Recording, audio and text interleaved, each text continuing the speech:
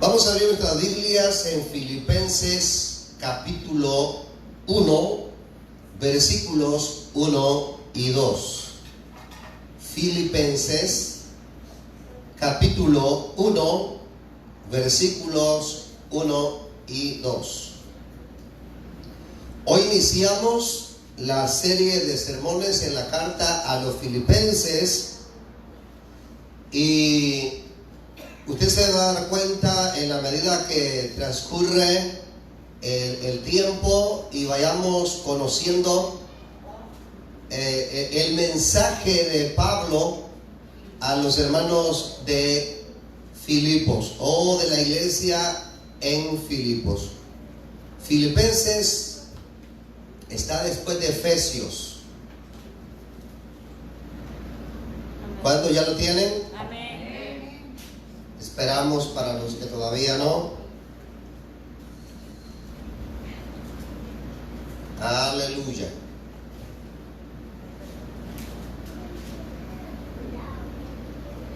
Dice la palabra del Señor: en el nombre del Padre, del Hijo y de su Santo Espíritu. Pablo y Timoteo, siervos de Jesucristo, a todos los santos en Cristo Jesús que están en Filipos, con los con los obispos y diáconos. Gracia y paz a vosotros de Dios nuestro Padre y del Señor Jesucristo. Amén. Siéntense, por favor. A este primer sermón le he llamado un saludo de un amigo a sus amigos. Un saludo de un amigo a sus amigos. Y tal vez usted dirá, ¿por qué no solamente le puso saludo a los filipenses, que era más práctico? Tengo razón para poder haber tomado esa decisión y lo voy a explicar en el transcurso de este sermón. Para poder comprender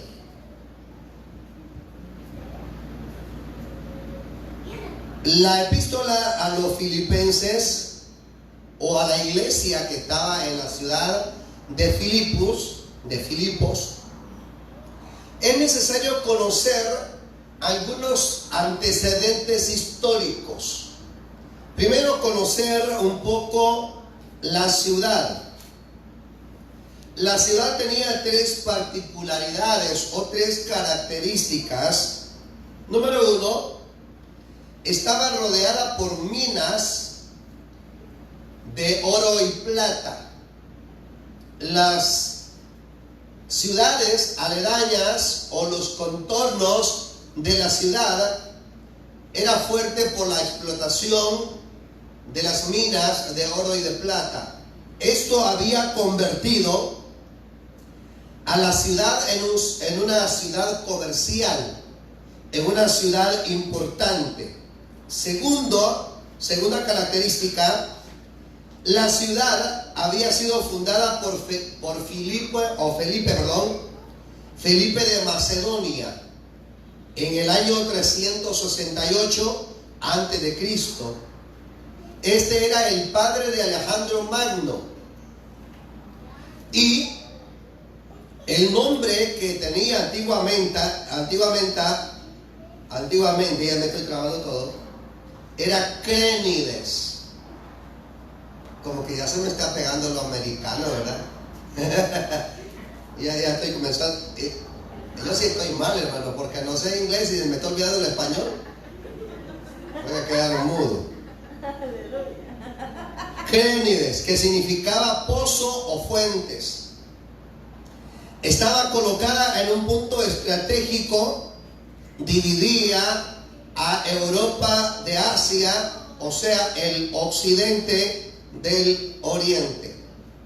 Otra característica de esta ciudad es que había recibido la distinción de colonia romana. Voy a explicar cuál era la importancia que una ciudad recibiera un título de esa naturaleza. Usted sabe que en nuestros países, en nuestros pueblos, reciben el nombre de municipio, de villa, luego ciudad y así sucesivamente. En el Imperio Romano, cuando una ciudad recibía el título de colonia, era que esa ciudad era una pequeña capital romana. ¿Me doy a entender? Era una pequeña capital romana donde tenía su propio gobierno interno. Tenía las costumbres que se practicaban en Roma.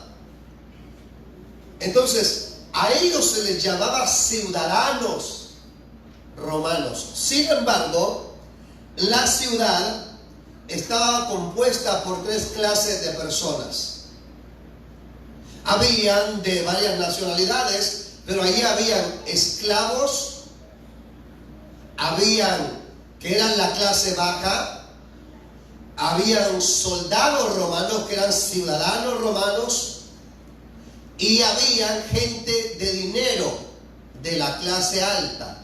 O sea que había clase baja, clase media y clase alta. Habían judíos, griegos y romanos en aquella ciudad que no era una ciudad grande.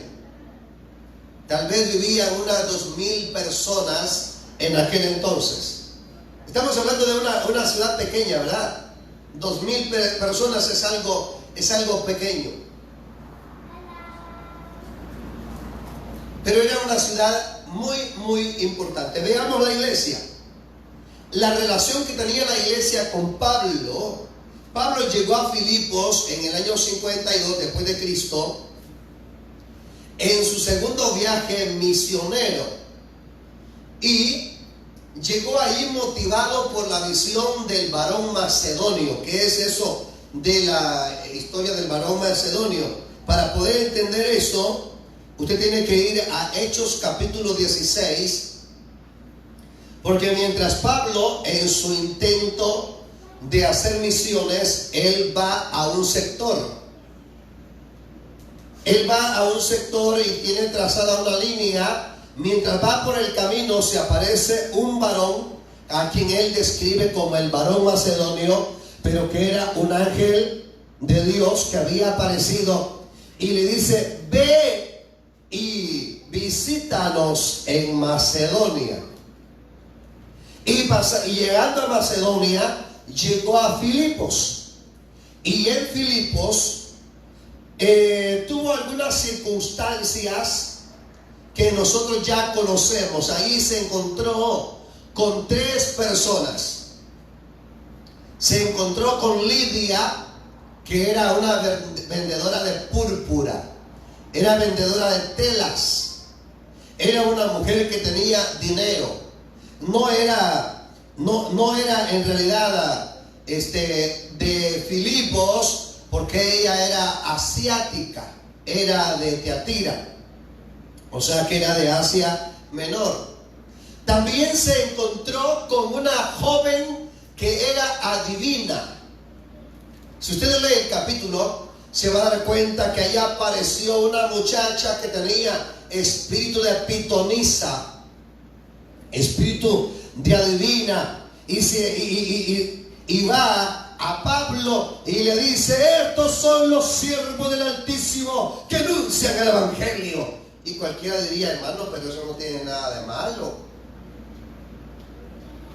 El asunto es que las palabras aparentemente eran buenas, la intención era la mala, porque ella estaba hablando en tono de burla, estaba hablando en tono sarcástico.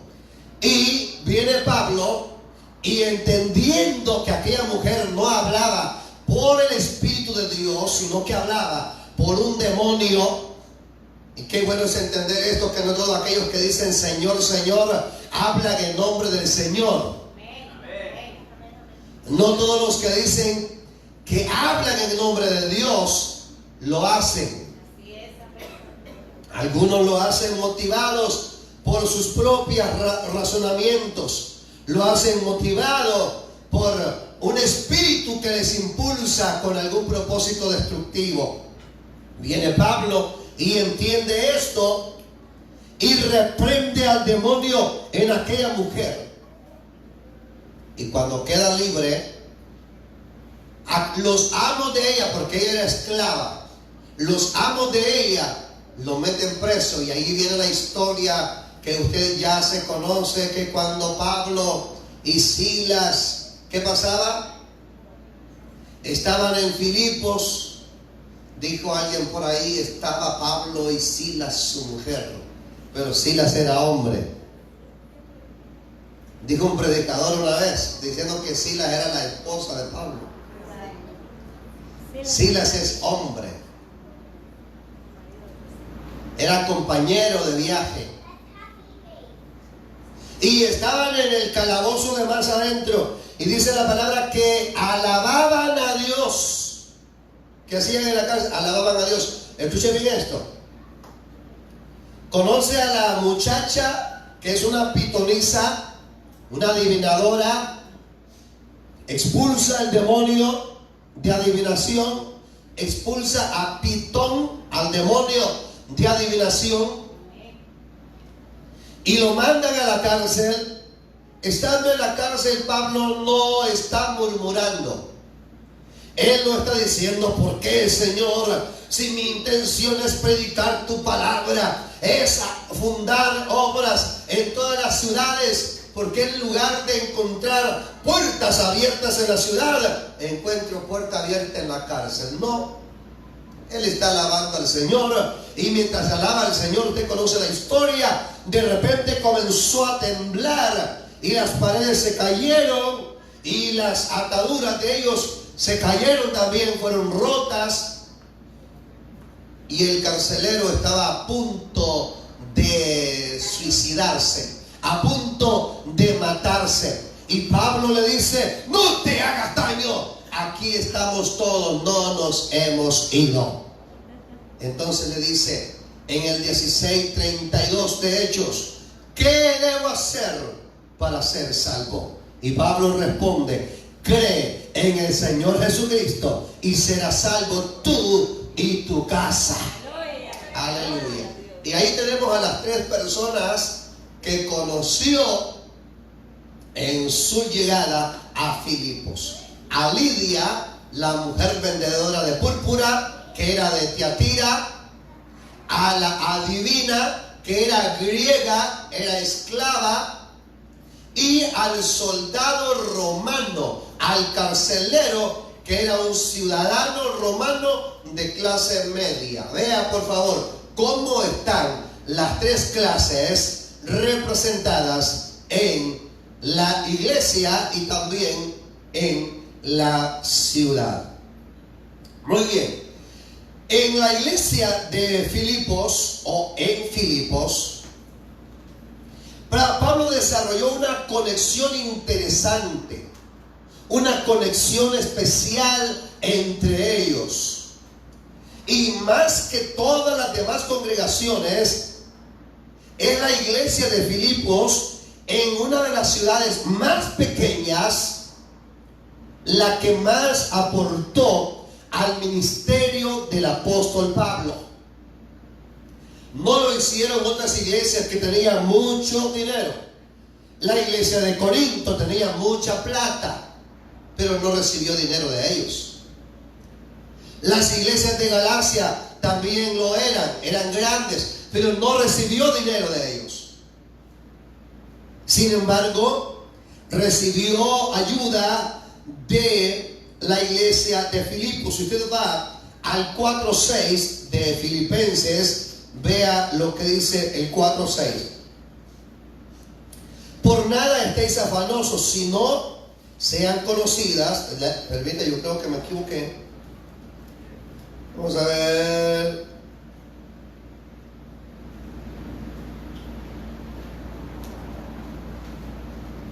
El 5, perdón. vuestra gentileza sea conocida a todos los hombres.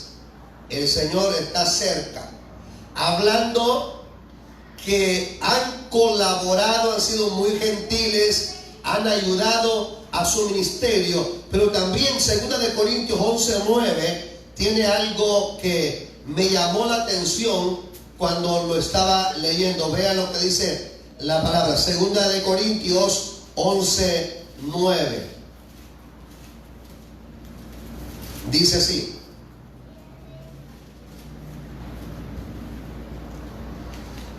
y cuando estaba entre vosotros y tuve necesidad, a ninguno fui carga. Les dice a los de Corinto: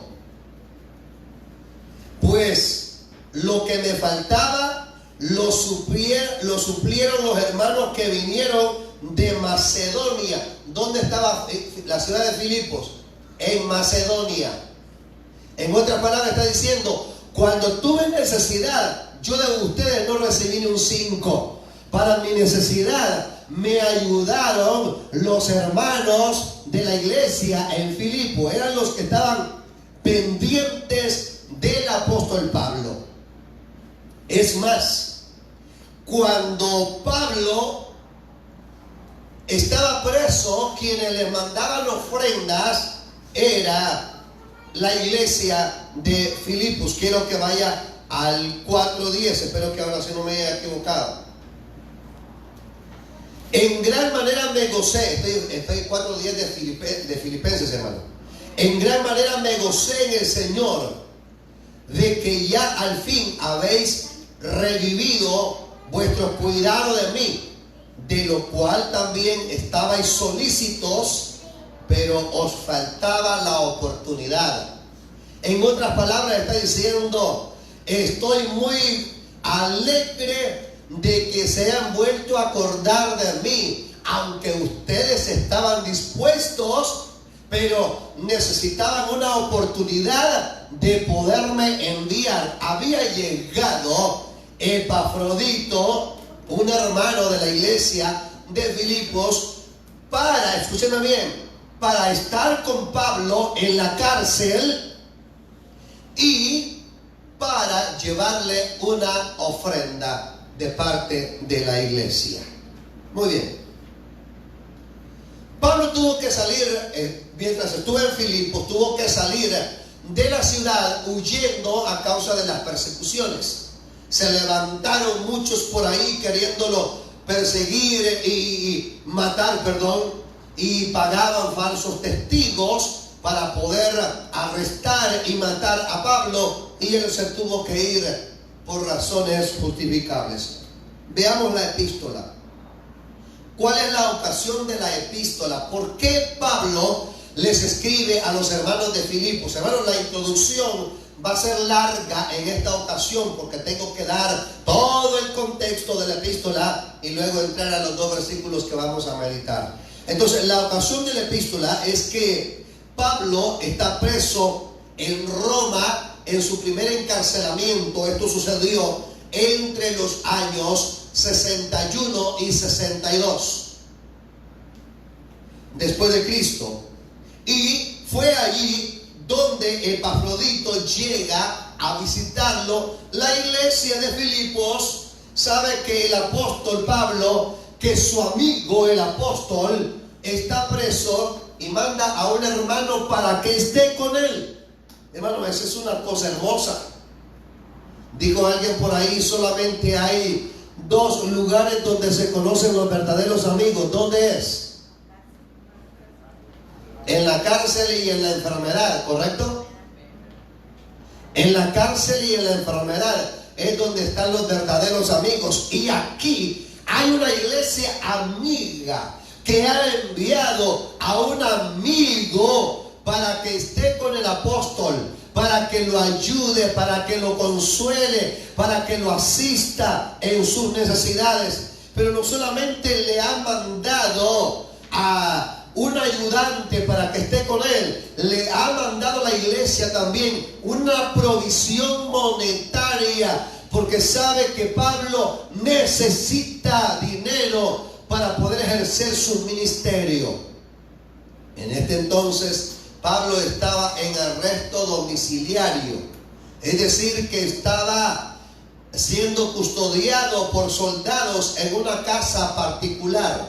Tenía que pagar la renta de esa casa donde estaba viviendo. Y durante esos 2 años, él no pasó simplemente quejándose por estar prisionero. Él pasó enseñando y predicando la palabra de Dios. Ha llegado entonces Epafrodito, pero mientras está allí se enferma y Pablo lo tiene que enviar de regreso a Filipos. Se enfermó estando en la cárcel Pablo y dice: no sabes qué, hermano Epafrodito, vete para Filipos y tu familia te necesita, la iglesia te necesita, tú necesitas curarte de esta enfermedad. Veamos entonces las características de la carta. Esta es una carta de gratitud. Está escribiendo una carta, como quien diría, Pablo y Timoteo, siervos, esclavos de Jesús, a todos los santos en la iglesia de Filipo. Quiero darles gracias. Y más adelante usted va a encontrar cómo él comienza a agradecer a la iglesia por la ayuda que de ellos ha recibido. Ayuda moral como también ayuda monetaria. También es una carta de exhortación. Y aclaro, cuando digo exhortación, no comience o no espere que comiencen a caer los leñazos, porque tenemos un mal concepto de exhortación. Confundimos amonestación con exhortación. Exhortación es ánimo, exhortación es consolación, exhortación es estimular, motivar a la gente. Y esta es una carta de motivación a la iglesia de Filipos. ¿Está conmigo? También es un llamado a la unidad. Había un pequeño problema, bueno, no tan pequeño. Había 2 problemas en la iglesia de Filipos, y es que habían 2 hermanas por ahí que se peleaban. En todas las iglesias hay ese problema, hermano. Gracias a Dios que Mahanaí ya superó eso, ¿verdad? Había 2 hermanas. Estaba por ahí la hermana Evodia y la hermana Sintique. Nombrecitos esos, que no se ponían de acuerdo, se llevaban rivalidad entre ellas. Vamos a contextualizarlo. Quizás una era la presidenta de las damas y la otra era la vicepresidenta. O quizás era una diaconisa y la otra era la representante de las damas. Y mire, hermana, ¿qué le parece si hacemos tal cosa? No, hagámoslo de esta manera. No, hagámoslo de esta otra. Y no se ponían de acuerdo. Entonces viene el hermano Pablo y les escribe a las hermanitas que sean humildes y que se pongan de acuerdo. Pero había otro problema. Habían algunos falsos maestros dentro de la iglesia a los que Pablo les trata de perros. Literalmente les dice perros. Eso lo vamos a ver en el transcurso de la carta. ¿Por qué les trata tan duro Pablo? Es que es bien abrupto. Cuando uno, hermano, cuando uno lee la epístola completa y llega al 3:21, oh, hermano, y todo es una maravilla, todo es una belleza. Pero cuando uno lee el 3:1, perdón, esa es una maravilla, hasta ahí todo está precioso. Pero cuando uno llega hasta el versículo, el 3, déjeme ver, no lo recuerdo exactamente, lo vamos a ver en el momento, pero hay un versículo donde él dice: cuidado de los perros. Cuidado. Y uno, ¿qué pasó con Pablo? Si venía diciendo: los llevo en mi corazón, hermano, cómo los amo, hermano, doy gracias a Dios por ustedes, y los viene tratando bien bonito. Y de repente, ¡bum!, un cambio extraordinario. Y dice, cuidado de los perros. ¿Pero quiénes son? Los que querían pervertir el camino de Cristo en la iglesia de Filipos. Aquellos que querían enseñar otra doctrina, la cual Pablo no había enseñado. Y Pablo, que es un maestro, que es un teólogo, es un evangelista indómito, un indomable, quiere decir eso, un misionero incansable. Cuando él ve que hay falsos pastores, falsos maestros en la iglesia, él es duro con la palabra. Entonces le hace un llamado a la unidad. ¿Cuál era el problema que les dije de la iglesia? Había dos hermanas que no se ponían de acuerdo. Vea el 4:2, ahora sí ya lo encontré. Dice, ruego a Evodia y a Síntique que sean de un mismo sentir en el Señor. Vea eso, que sean de un mismo sentir. ¿Y cuál es el sentir? Vaya al 2:5 por favor, que dice la palabra. Haya pues en vosotros este mismo sentir que hubo en Cristo Jesús, el cual siendo en forma de Dios no estimó el ser igual a Dios como cosa que aferrarse, sino que se despojó a sí mismo tomando forma de siervo, hecho semejante a los hombres, y estando en la condición de hombre, se humilló a sí mismo, haciéndose obediente hasta la muerte y muerte de cruz. ¿Qué le está diciendo? Que haya ese sentir de humildad entre estas dos hermanas. Les faltaba humildad a las hermanitas, a dos hermanitas de la iglesia de Filipo. Eran la manzana de la discordia en una iglesia que todo lo tiene bien, pero que ellas están metiendo cizaña y problemas. Estaban hablando una en mal de la otra, no se ponían de acuerdo. Eso no pasa en Mahanaim, y si pasa, esa palabra es para usted. Amén. Qué pocos amenes, pero eso es lo que dice la palabra. También había otro problema en los falsos maestros que querían desviar a los hermanos del camino correcto. El 3:2, ahora sí lo encontré. Vean lo que dice: guardaos de los perros, guardaos de los malos obreros, guardaos de los mutiladores del cuerpo, porque nosotros somos la circuncisión, los que en espíritu servimos a Dios y nos glorificamos en Cristo Jesús, no teniendo confianza en la carne. ¿Qué es lo que había ahí? Los falsos maestros eran los judaizantes, los judíos convertidos al evangelio. Pero que le decían a los hermanos: si ustedes quieren ser verdaderos cristianos, deben hacer dos cosas. Número 1, deben guardar el sábado, deben ser sabatistas. Y número 2, deben circuncidarse. Ya usted me entendió. Entonces viene Pablo y le dice: guardaos de los perros y los mutiladores del cuerpo, porque nosotros somos circuncidados en el espíritu, no en la carne. Porque los judíos se circuncidaron literalmente, pero nosotros nos circuncidamos el corazón. Aleluya. Muy bien. ¿Cuál es el tema de la carta? Ya casi estoy llegando a los versículos. ¿Cuál es el tema de la carta? Hay por lo menos dos temas: la carta del gozo cristiano y la carta de un amigo para sus amigos. En realidad, el tema teológico de la carta es la carta del gozo cristiano. Y ya para caer a los puntos que yo voy a mencionar, les voy a decir algo. ¿Cómo es posible? ¿Qué misterio había entendido Pablo que estando en la prisión él se goza? Hermano, ¿qué misterio había entendido Pablo?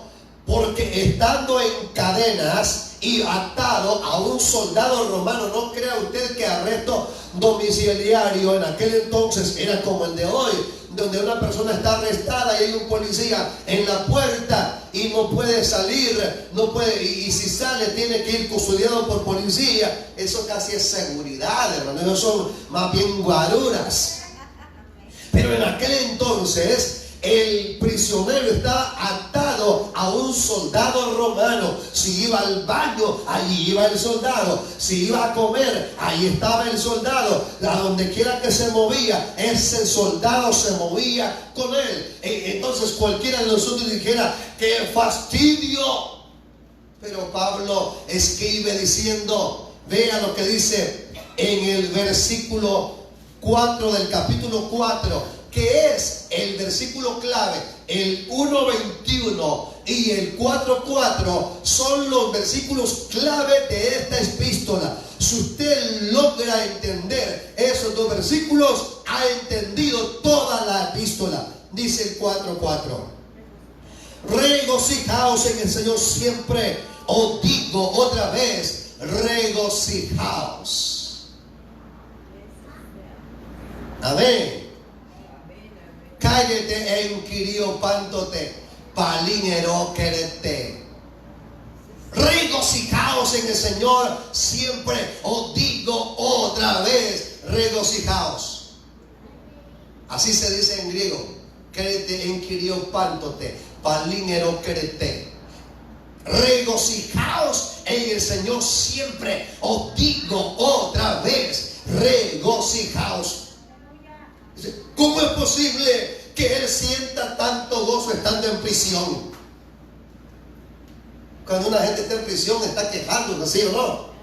Cuando una persona está en prisión se está lamentando. Ay, ¿por qué me pasó esto a mí? Ahora, escuche bien, si es culpable, él sabe que está ahí por alguna razón. Pero si en el caso de Pablo, que él estaba ahí por causa del evangelio, él podía gritarle a Dios a voz en cuello y decirle: ¿por qué a mí? Sin embargo, él dice: os digo otra vez, regocijaos en el Señor siempre, regocijaos. Y en el 1:21 a mí me impresiona las palabras del apóstol cuando dice: porque para mí el vivir es Cristo y el morir es ganancia.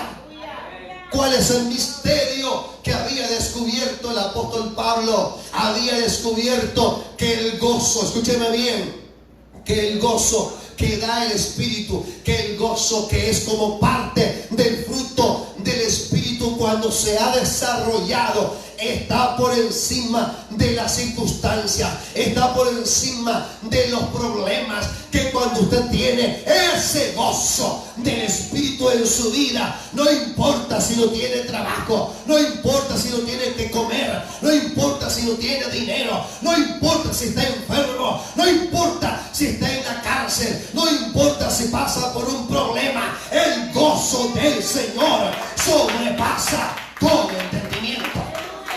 Aleluya. Y eso es lo que se puede percibir en la epístola a los Filipenses. Todavía queda esa pregunta: ¿qué había descubierto Pablo?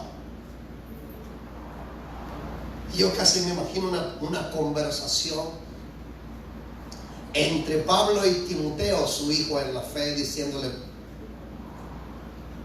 Pablo, y cuando recibió los 40 azotes menos uno, ¿usted se gozó? Sí, Timoteo.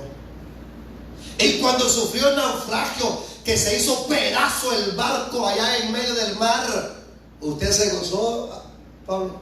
Sí, sí me gocé.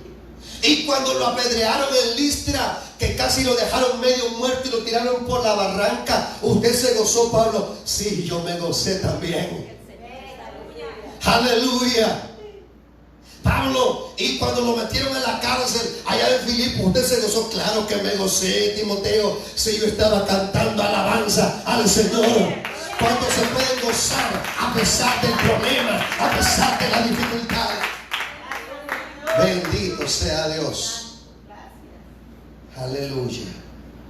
Después de decir todo esto a manera de introducción a toda la carta, que ya no volveré a hacer mención de esto.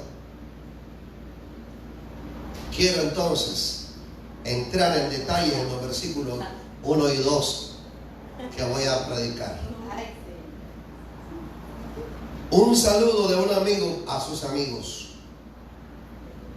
En estos primeros 2 versículos, la epístola tiene 104 versículos. El capítulo 1 tiene 30, el capítulo 2 tiene 30, el capítulo 3 tiene 21 y el capítulo 4 tiene 23. 101 versículos. Y hoy iniciamos este recorrido desafiante en el cual iremos paso a paso en la epístola a los Filipenses, y comenzamos con los primeros 2 versículos que usted diga, a lo mejor dice, pero si allí no hay nada. Pues yo le voy a decir que aquí en estos 2 versículos hay mucho que decir. En primer lugar, vemos a Pablo y a Timoteo como emisores de la carta.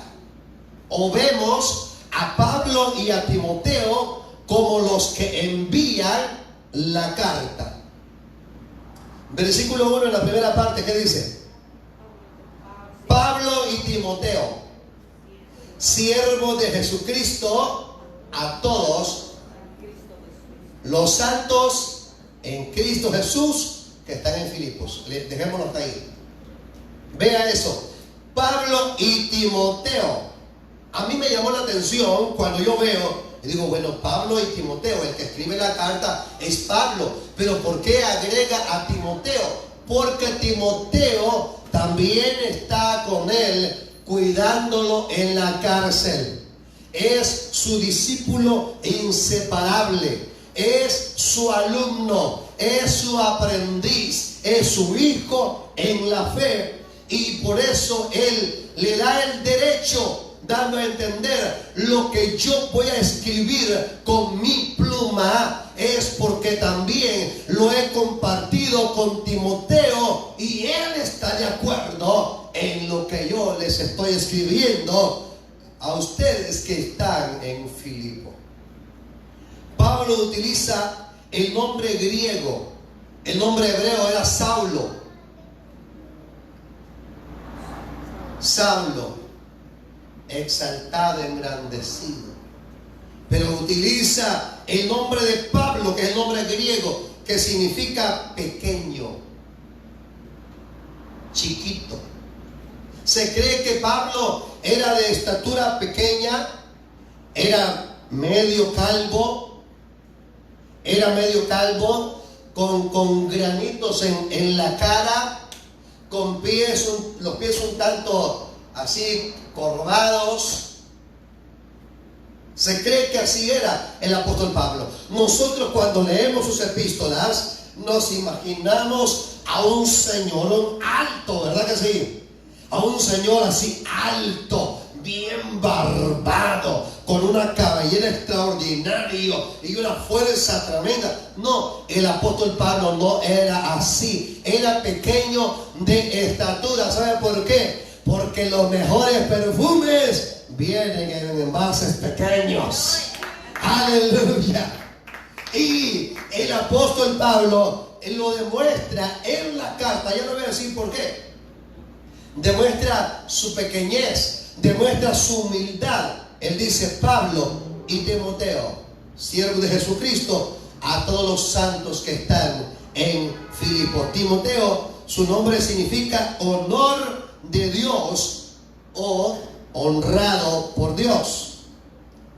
Timoteo se había convertido en el primer viaje misionero de Pablo cuando pasó por Listra y Derbe. Hechos 16:1 habla acerca de esto. Era hijo, Timoteo era hijo de madre judía y de padre griego, o sea que tenía una mezcla de culturas en él. Sin embargo, había sido instruido por su abuela y por su mamá. por su abuela Loida y por su madre Eunice. Habían sido instruidos en la fe y el apóstol Pablo lo estaba puliendo, le estaba enseñando, y ahora aparece en una coautoría en la carta que envía a la iglesia de Filipo. Pero vea cómo se presentan ellos. Dice: Pablo y Timoteo, ¿siervos de quién? Hermano, aquí hay un detalle que voy a explicar. La traducción de siervos que aparece acá no es la mejor, no es la más correcta, y casi todas las Biblias traducen de esa manera. La palabra doulos, que es la palabra que aparece en el griego, literalmente dice esclavos. ¿Está conmigo? La palabra doulos literalmente se traduce esclavos. ¿Cuál es la diferencia entre siervo y esclavo? Pareciera que es la misma, ¿verdad? Pero no, le voy a decir cuál es la diferencia. La diferencia es que un siervo está contratado, tiene un contrato y trabaja por un salario. Y usted va a decir: ¡ay, pastor, lo que me está diciendo que yo soy un siervo! Sí. Si usted no es dueño de su propia empresa y trabaja para alguien, usted es un siervo.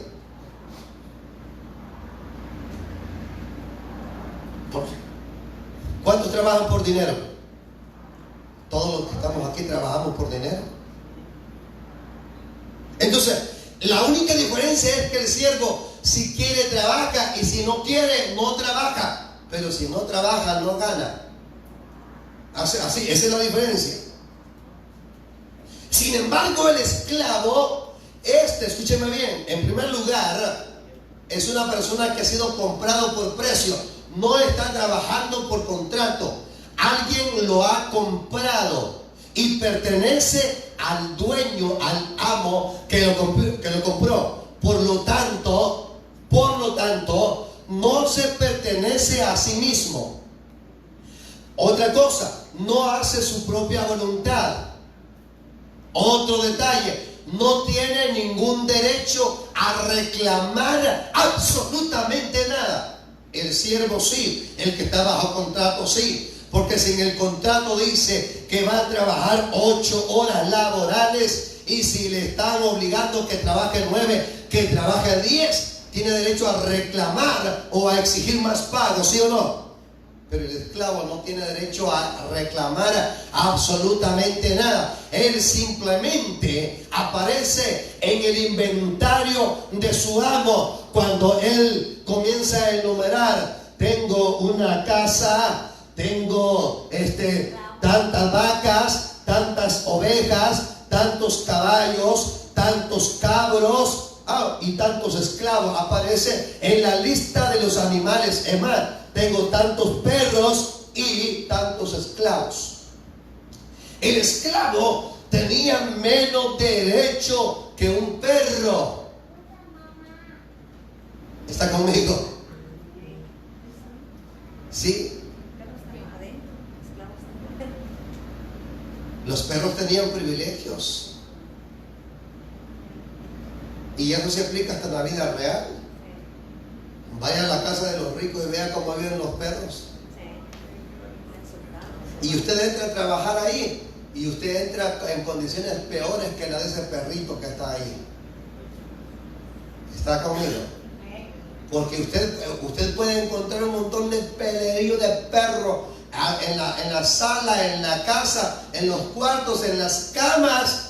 Pero si usted deja el rastro de sus zapatos en ese piso, usted está en problema.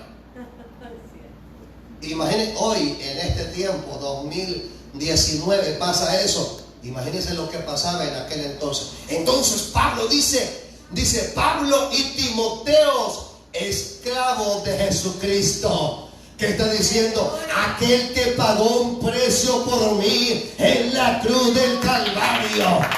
Aleluya. Aquel que es mi dueño, aquel que es mi Señor, aquel que tiene el control de mi voluntad. En otras palabras, está está diciendo: nosotros no nos pertenecemos a nosotros mismos, nosotros le pertenecemos a Jesucristo. ¿Cuántos le pertenecen a Jesucristo? Aleluya.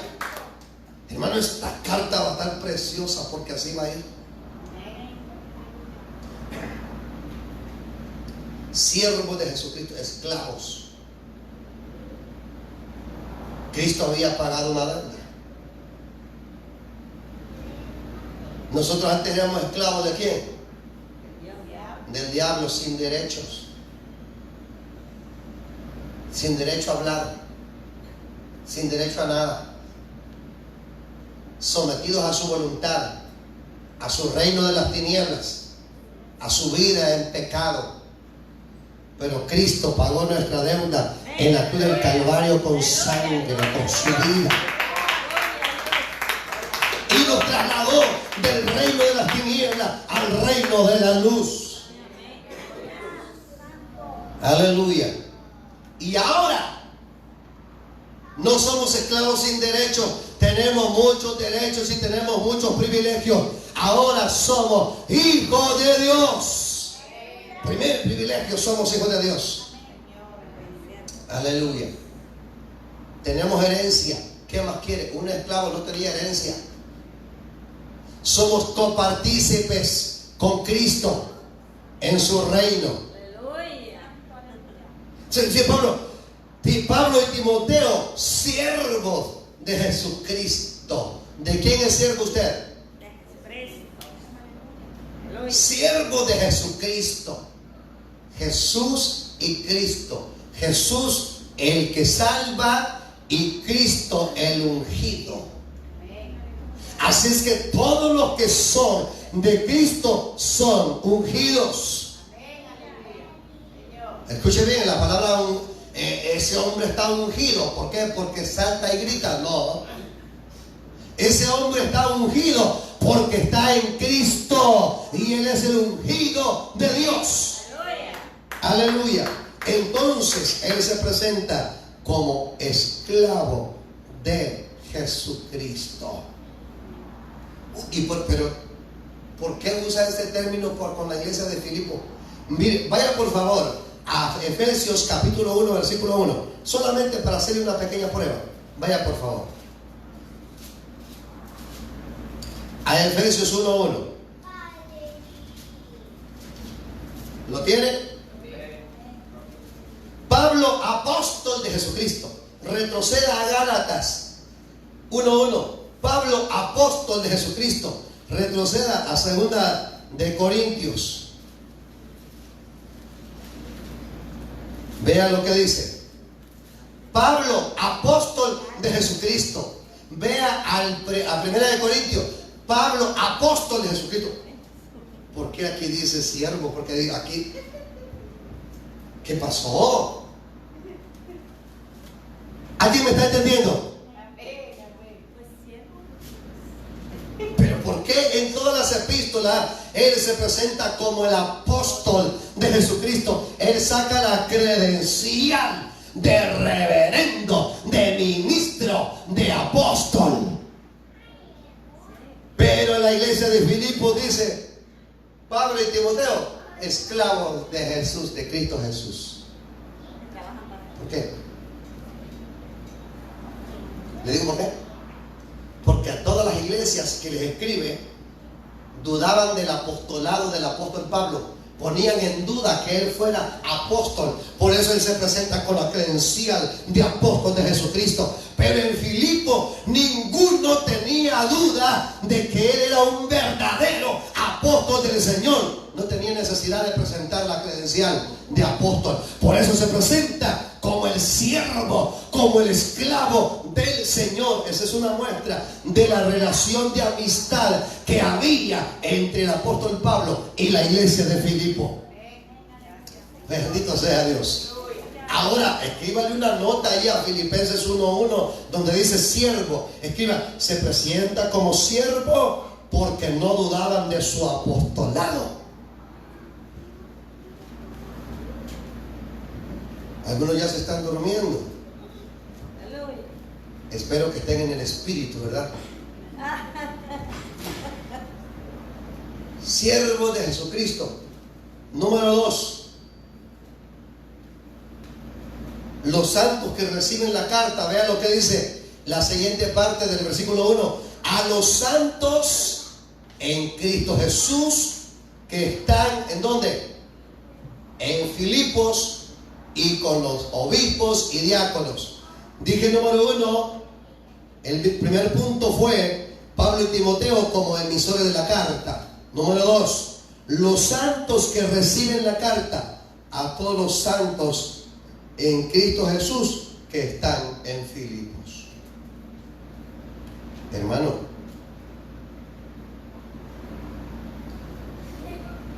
¿sabe que a mí me llamó la atención un detalle interesante ahí? Y se me pregunta cuál fue. Es que el apóstol Pablo utiliza unos términos que a mí me llamaron la atención cuando yo estaba meditando en esto. Déjame decirle que yo ya llevo varios días meditando en esto, para yo poderles predicar a ustedes aquí 45 minutos. Yo ya pasé varios días en estos 2 versículos. Y me sorprendió que Pablo utilice unos términos. Déjenme buscar una nota que ando acá. Porque él dice: a todos los santos que están en Filipo. Yo pregunto, ¿habían problemas en Filipo? ¿Había gente en Filipo que no andaba bien delante de Dios? ¿Quiénes eran las que no andaban bien delante de Dios? 2 hermanitas pleitistas, ¿verdad? La hermana Evodia y Sintique. Si a alguien le gusta ese nombre para su niña, está perfecto. Evodia, Sintique. Y él dice a todos los santos. Voy a explicar todos y santos. A todos los santos. Todo es un término general. Se está refiriendo a todos los que han recibido a Jesucristo en la ciudad de Filipos y que forman parte de la iglesia, sin importar si uno es más santo que otro o si otro es más pecador que otro. Pablo dice a todos los santos. ¿Por qué? La palabra santo viene del griego hagios. Viene del griego hagios, y la palabra hagios es un adjetivo calificativo que denota 2 cosas: alguien que es apartado y alguien que es consagrado. ¿Escuchó lo que dije? Alguien que es apartado y alguien que es consagrado. ¿Cómo es esto? Para poder ejercer un ministerio en el Antiguo Testamento, el sacerdote tenía que ser seleccionado. No todo levita podía ser sacerdote, pero sí todo sacerdote tenía que ser levita. Entonces, dentro de la tribu de Leví se escogían a los candidatos al sacerdocio, hombres con una estatura perfecta, con un peso perfecto, con un cuerpo perfecto, que no tuvieran defecto alguno, ni cicatrices, ni nada por el estilo, que no fueran feos, que fueran guapos. No, eso dice el libro de Levíticos, perdón. Personas sin defectos.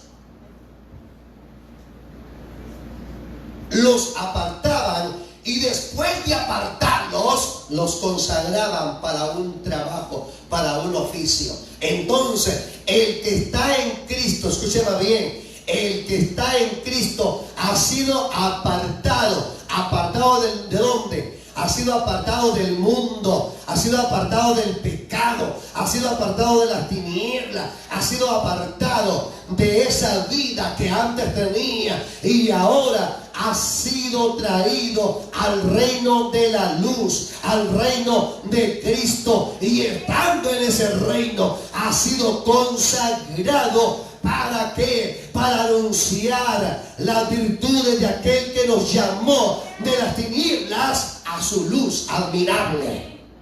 Aleluya. Sí. Dice Pablo, a todos los santos en Cristo, aquellos que tienen a Cristo, aquellos que han recibido a Cristo, no importa si es pleitista, no importa si tiene falsedades, si es un maestro falso, pero tiene a Cristo. Y más adelante él dice, unos anuncian a Cristo por envidia, otros lo hacen por amor, otros lo hacen por llamar la atención, pero Cristo es anunciado. Y a mí me sorprende que Pablo se goza hasta por aquellos que viven mal dentro de la iglesia. Pero ¿sabe qué? Es que él sabe que aún aquellos que todavía no han madurado, que aquellos que no han crecido, que aquellos que todavía no han dejado su vida de pecado, pero que ya tienen a Cristo, estos valen el precio de la sangre de Cristo Jesús. Aleluya. Y por eso él está agradecido. Y él, a todos los santos, sin importar las hermanitas aquellas y los hermanitos también, a los santos que están en Filipo. Vea que él dice que están, no dice a la iglesia de Filipo, ¿verdad? Dice que están en Filipo. Es que si dijera a la iglesia de Filipos, estuviera diciendo aquella iglesia que tiene su jurisdicción en la tierra. Pero al decir a los santos que están en Filipos, allí viven pero no son de Filipos. ¿Sabe por qué? Porque ellos tienen una residencia celestial con Cristo en los cielos. Valga la redundancia. En otras palabras, ellos geográficamente son ciudadanos de Filipo, pero espiritualmente ellos son ciudadanos del cielo. ¿Cuántos son ciudadanos del cielo? Aleluya. A mí me llamó la atención esto, porque Pablo no nos cuenta de la forma o el lugar donde viven o la ciudadanía terrenal. Él los cuenta por la ciudadanía celestial, y es para todos los santos en Filipo. Aleluya. Pero luego dice algo más: y a los obispos y diáconos. Y que ya no nos contó cuando dijo a todos los santos. Sí, ya nos contó. Solo que ahora está haciendo un distintivo honorífico para aquellos que ejercen un oficio dentro de la iglesia. Está haciendo una distinción para aquellos que ofrecen un servicio especial dentro de la iglesia. Y los oficios son de obispos y diáconos. La palabra obispo en el griego es episcopos. Y episcopos es lo mismo que pastor o anciano. Y era un supervisor. En la iglesia del primer siglo habían varios pastores en una sola congregación. En aquel entonces no existía el problema que hoy hay dentro de las iglesias, que a menos que sea una media iglesia, una iglesia grande, se requieren de varios pastores, y hay un senior pastor, hay un pastor general. Los demás son pastores colaboradores, pastores asociados. En la iglesia de Filipo no había senior pastor. El senior pastor de la iglesia de Filipo era Jesucristo. Aleluya. De ahí todos los demás eran siervos y siervas. Entonces los obispos eran los pastores. los servidores. Y los diáconos, viene de la palabra así, literalmente diácono. ¿Para qué servían los diáconos? Ellos eran los que servían en los bienes materiales de la iglesia. ¿Escuchó lo que dije? Ellos eran los que servían en los bienes materiales de la iglesia. ¿Para qué fueron elegidos los diáconos en Hechos capítulo 6? Para servir a las mesas. ¿Qué era servir a las mesas? Era administrar las ofrendas y las ayudas que llegaban a la iglesia y distribuirlas según la necesidad. Los obispos, ellos trabajaban en las cosas espirituales y los diáconos trabajaban en las cosas materiales. O sea que uno tenía un oficio espiritual y otro tenía un oficio material dentro de la iglesia, y de esta manera la iglesia funcionaba a la perfección. ¿Qué quiere decir? Que los que se encargaban de los bienes materiales no se metían en los asuntos espirituales de los obispos. Los encargados de la sana doctrina, de la predicación, de la enseñanza, de velar para que no se infiltraran falsos maestros, predicadores y pastores, evangelistas en la iglesia, eran los obispos. Y los diáconos velaban para que todos los asuntos materiales de la iglesia estuvieran en orden. No es el concepto que se le da ahora, ¿verdad?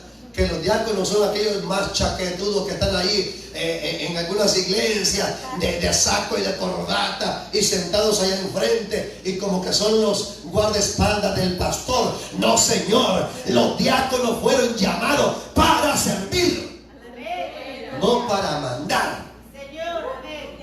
Aleluya. Bendito sea Dios. Entonces él dice: y a los diáconos y a los obispos y diáconos.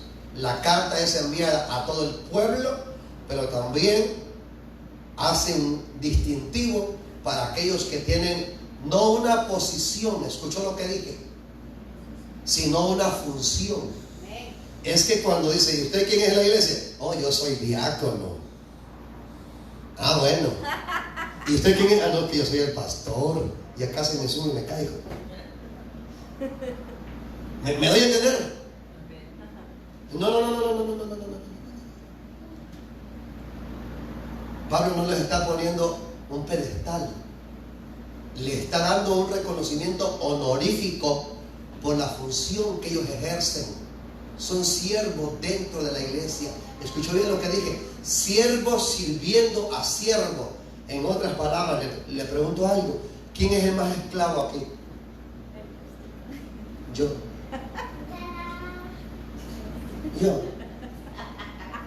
Y no porque me vea parado en esta tarima, yo soy el más grande, no, yo soy el más chiquito de todos ustedes.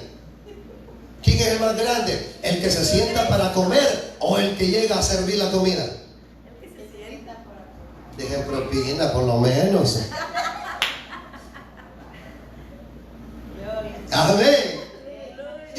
Los diáconos y obispos eran los que servían a los siervos del Señor. Así de sencillo. La única diferencia que existe entre usted y yo es que usted, si un día se enferma, se da el lujo de no venir. Usted se queda en su casa y aquí no pasó nada. Oh, lamentamos que no haya venido la hermana fulana y el hermano fulano, y ahí se quedó. Pero el pastor tiene que ir, está enfermo, vaya, le duele la garganta, vaya. No puede hablar, vaya. Aleluya. Nadie va a llegar, vaya. Aleluya. Habla, Señor. Así de fácil. Gracias, Padre. Usted se da el lujo hasta de quedarse por nada en su casa. Simplemente porque se le antoja no venir. O porque no quiere. O porque, ya. Pero el esclavo de los esclavos, él tiene que estar ahí para. Y yo me gozo porque yo soy esclavo de Jesucristo. Y Pablo dice: esclavo de Jesucristo a todos los santos que están en Filipo, y a los obispos y diáconos. Número 3. La bendición a los lectores. Vea lo que dice el versículo 2. Gracia y paz. A todo esto no sé qué hora es, hermano. Gracia y paz a vosotros de Dios nuestro Padre y del Señor Jesucristo. Amén. Hermano, este es un saludo apostólico donde Pablo hace una combinación entre el saludo griego y el saludo hebreo. Porque el saludo griego es la gracia. Y la palabra gracia en griego es charis. Viene de la raíz griega charis. Y charis es regocijo. Es saludo. Caeré, saludo. Queré, harito. Saludo, que estás bien. Salud. Harito, ¿cómo está? Entonces, Pablo se está dirigiendo a ellos y dice: gracias, saludo griego. Y paz, saludo hebreo. Claro, la palabra gracia, charis, significa don inmerecido, favor de Dios, algo que se nos ha sido dado sin que usted y yo lo hayamos merecido o comprado. Ha sido dado por gracia, gratis. Y la palabra paz en griego, porque lo está escribiendo en griego, no lo está escribiendo en hebreo, lo escribe en griego, es eirini. Eirini quiere decir regocijo, alegría, gozo, satisfacción. Y combinando las dos cosas quiere decir: ustedes, hermanos, gócense en la bendición que tienen de parte de Dios. Claro, la palabra eirini es una transpolación de la palabra shalom en hebreo, que es paz. Y paz o shalom viene de la raíz hebrea que es shalom.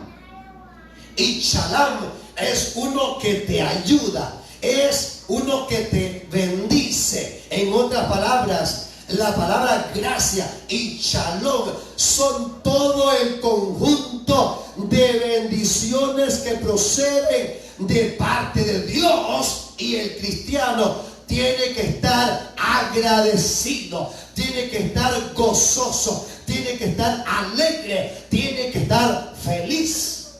En otras palabras, al decirle gracia y paz a vosotros, les está diciendo: alégrense, gócense por todas las bendiciones que ustedes tienen y cuya fuente es Dios el Padre y Dios el Hijo Jesucristo. Termino con estas palabras.